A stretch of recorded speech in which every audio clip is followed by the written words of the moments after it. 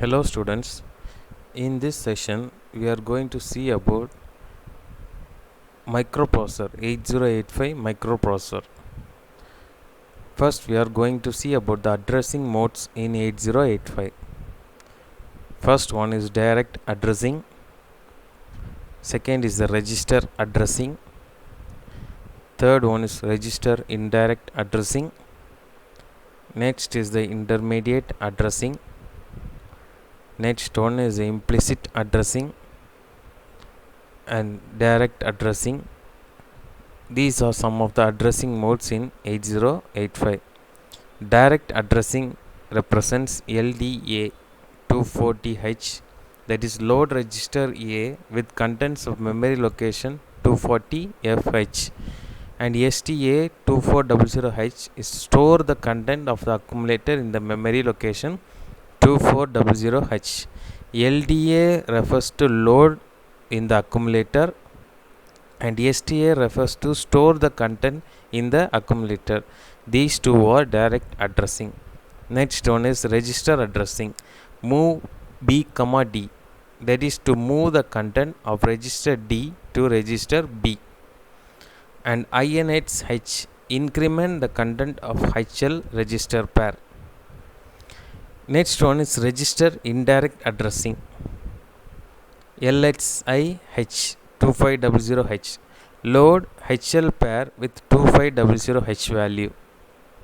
Move A, B, move the content of memory location whose address is in the HL pair to the accumulator. HLT is halt.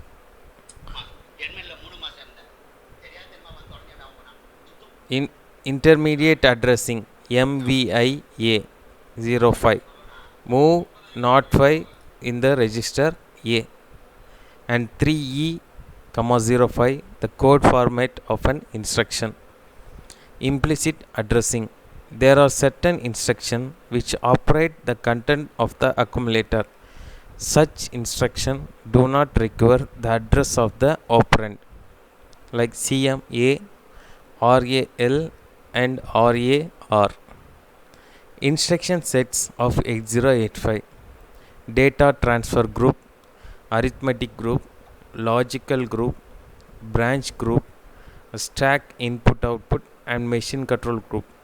These are some of the instruction sets in 8085.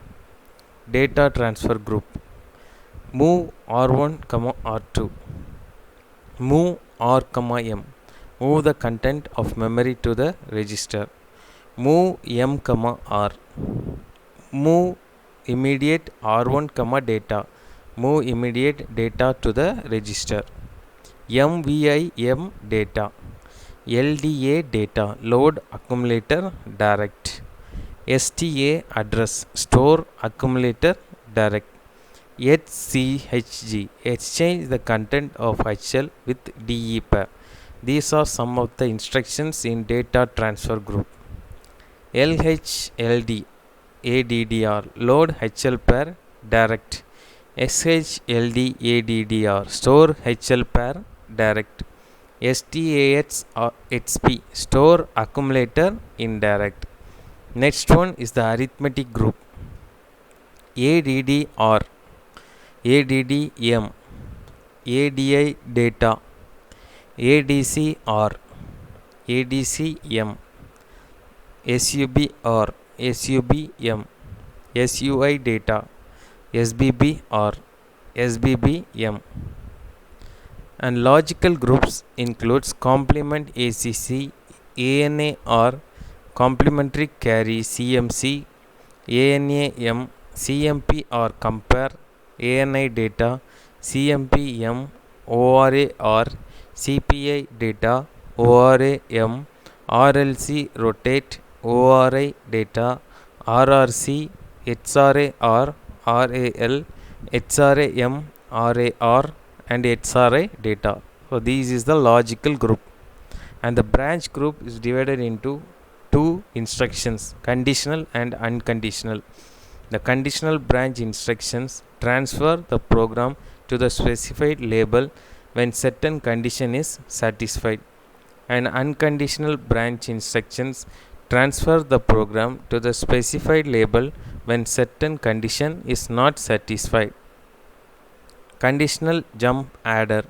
If the condition is true and the program jumps to the specified label, the execution of a conditional jump takes 3 machine cycles and 10 states. If the condition is not true, only 2 machine cycles and 7 states are required for execution of the instruction. Call ADDR label. Call the subroutine identified by the operand CCADDR. Call subroutine if carry status CS is equal to 1, CNC if CS is equal to 0, ZZ if result is 0, CNZ if result is not 0, CP if result is plus, CM if result is minus, CPE when result is parity, even parity, and CPOE when the subroutine is odd parity. Unconditional RET return from subroutine.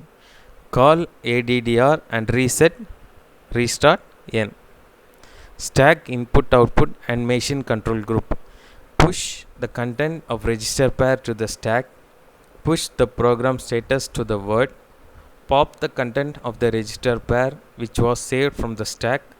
POP PSW import output and enable interrupts. Disable interrupts. HLT refers halt.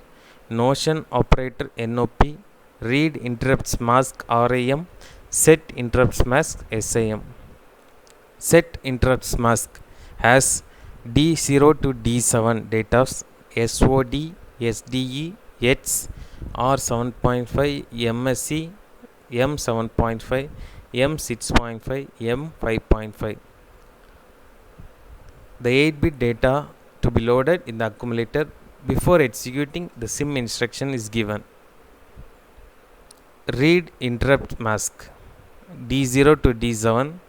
Similarly, M5.5, 6.5, 7.5, IE interrupt enable flag, I5.5, 6.5, 7.5, which is interrupt pending status, and there is a serial input data.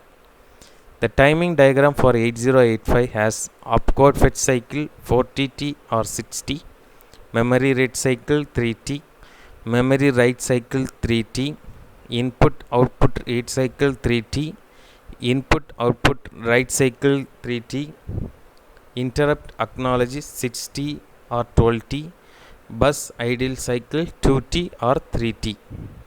So opcode fetch cycle has clock signal from T1 to T4, input output, memory S1 to S0, A8 to A15, AD6 to AD7, ALE and RD. So this is opcode fetch cycle. Memory read cycle has clock signal AD0 to AD7, AD8 to AD15, ALE, read, input output memory S0 S1. Here input output is T equal to 0 at T2, S0 equal to 0 at T3, S1 is equal to 1. Memory write cycle, and here input output is 0 at T2, S0 is equal to 1 at T3, S1 is equal to 0. The next cycle, memory write cycle. Input output read cycle. Input output memory is 0, S0 is 0, S1 is 1. So these are the difference between read, write, input, output, read cycle. So next we are going to see about microcontroller. Microcontroller is a small computer on single integrated circuit having processor core, memory and programmable input output peripheral.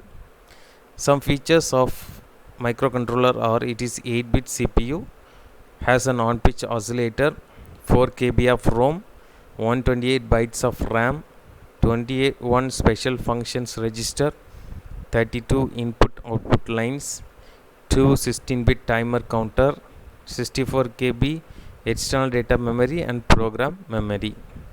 So this is the block diagram of 8051, which has CPU, oscillator, interrupt control, timer, on chip RAM, bus control, serial ports. So the comparison between microprocessor and microcontroller is that microprocessor are general purpose digital computers, microcontrollers are special purpose digital computers.